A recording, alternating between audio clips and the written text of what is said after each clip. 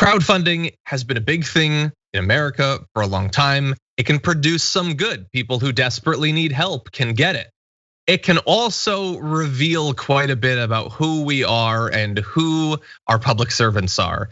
And The Guardian has an amazing story breaking down this data breach of a Christian crowdfunding website that revealed that serving police officers and public officials have donated money to fundraisers for accused vigilante murderers, far-right activists, and fellow officers accused of shooting Black Americans. None of this fundamentally is crazy surprising, but it's pretty widespread, and I wanna show you a couple of instances of this.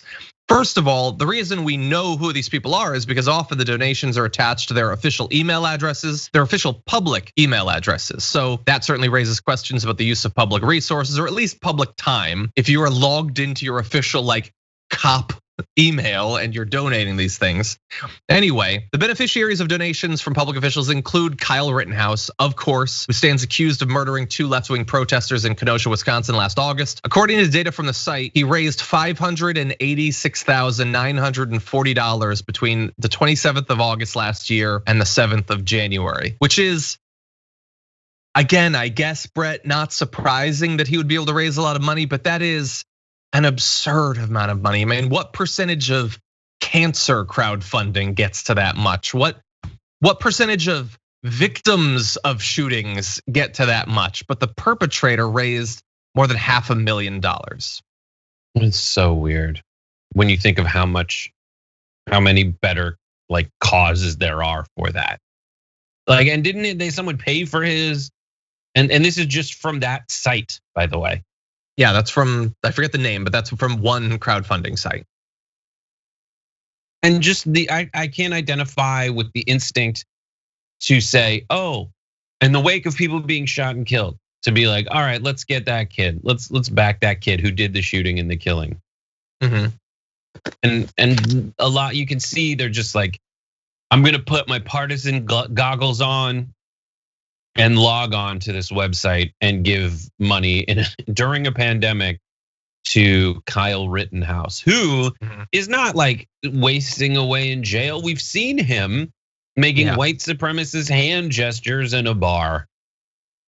Yeah, it's one of those things. And by the way, we're gonna have some more dark details from the story in a second. But the point I wanna make is, sometimes I think it's important for us to face dark truths about our country and the people that live in it. There were a lot of them during the pandemic that we had to face. One of them was, an answer to the question whether we'd ever vocalized or not. Will we, in our darkest hour, pull together? And the answer was maybe some of us, but not all of us. And some of us, in fact, will do everything we can to undercut the effort. So that was pretty dark. The other is the realization that there are people, lots and lots of people, who really want to see people like Kyle Rittenhouse go and kill protesters. There are definitely people who will do it. Some of them are cops. We saw lots of footage of cops brutalizing people, trying to run them down. But more importantly, for every one of those, there's 100 or 1,000 or 10,000 people who just kind of want to see it. And in fact, are willing to donate money to the people who do this thing that they want. And in hindsight, perhaps we shouldn't be too shocked. I mean, these people are trained on Fox to dehumanize the protesters, to believe that it's all fundamentally illegitimate. Everything that those BLM protesters are protesting about is made up, it's not true. And in fact, they're terrorists and they're gonna come for you. So what do you know? You end up with a population that likes seeing people at these protests get killed. And so that is, I think, pretty dark, but I think it is true. And I think it's important to know what at least a percentage of the American people is really about. Yeah, I can't with this. I know and you're right. You kind of, I know what everyone's gonna say. It's like Groundhog Day, right? When there's a line in Groundhog Day where Bill Murray says something to the effect of, maybe God doesn't have superpowers. Maybe he's just been around so long, he knows everything. We've been in the media landscape for long enough to know that when something like this happens, most Americans, I would say this is what goes underreported and underemphasized, if you ask me. Most Americans look at it and go, that's horrible. It's horrible that some kid just went and shot these protesters. went to a different state to shoot those protests. And most people are like, God, that's terrible. Or at least most people have the decency to say, like, people died, that's not a good thing. Yeah. Even if they're not like, Kyle Rittenhouse shouldn't have shot them, but like they would think people died, that's not a good thing. But and that goes underreported, but there's definitely people out there who say, I can definitely cater to a small audience by being polemic for no reason, by being wildly partisan and at all times hypocritical, by just choosing a side. Yeah. And then they just hammer that down, and that crazy monster breeds $500,000 for Kyle Rittenhouse, because they're not really into finding out what happened, the full story, anything like that. Yet they'll still say, do your research. How come you don't know all that stuff? These memes I saw absolutely prove a fact to me that I should give money to Kyle Rittenhouse.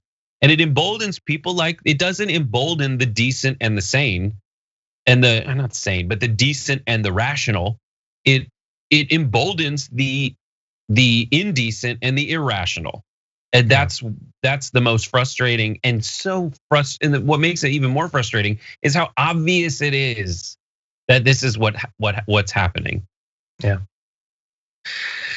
Oh, I want to give one other detail. There was a donation for $25 made on the 3rd of September last year, made anonymously, sort of. I mean, when you're logged into your official email address and you don't hide it, it's not really anonymous. That's a good tip for crowdfunding, as well as Venmo payments to prostitutes. Sergeant William Kelly, who currently serves as the Executive Officer of Internal Affairs of the Norfolk Police Department in Virginia, gave that donation. That donation isn't nearly as bad as the message that accompanied it, which is, God bless, thank you for your courage, keep your head up, you've done nothing wrong, every rank and file police officer supports you. Don't be discouraged by actions of the political class of law enforcement leadership. And here's the and the hypocrisy in that statement is, at the same time, they'll look at Dante Wright and say, hey man, you shouldn't have gotten yourself in that position in the first place. What about Kyle Rittenhouse? You're never gonna say you shouldn't have gotten yourself in that position in the first place. That's what I'm talking about. Yeah, but it was unavoidable. I mean, he would have had to not cross state lines with a gun he shouldn't have had, and patrol an area that he didn't know and didn't belong in. I mean, that's impossible. Yeah, and the thing is, I don't even know to what extent that comment is wrong. Every rank and file police officer supports you. Sure, it's definitely not everyone, but we really want to know what percentage it is that don't mind the vigilantes. Just terrifying. The fact that they do the fundraiser for the far right activists doesn't surprise me at all. I mean, clearly those people are always able to get funding when they need it, but or even giving to fellow officers, sure. I mean, it sort of proves the myth of the bad apple, when so many people seem to like want to run to the bad apple's defense. But doing it for the only reason you know who Kyle Rittenhouse is because he needlessly started a chain of events that resulted in killing multiple people. It should be, if anything, a cautionary tale about a bunch of different things, but instead, cops in positions of power, like even inside of the police department in positions of power and authority, look at that and say, yeah, we need more people like Kyle Rittenhouse. And why shouldn't he? That's what the hosts on Fox were saying, that this is a good thing, that more people should be doing this. They were trying to get people to do stuff like that for months, and Kyle Rittenhouse was their great success.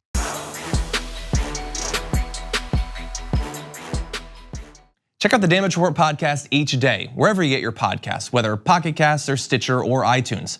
You can join me as I give you the news and stories you want, with a range of co-hosts and interview guests jumping in on the fun each day. Again, that's the Damage Report, wherever you get your podcasts. And if you get them at iTunes, don't forget to rate and review. Sometimes I'll read them live on the show.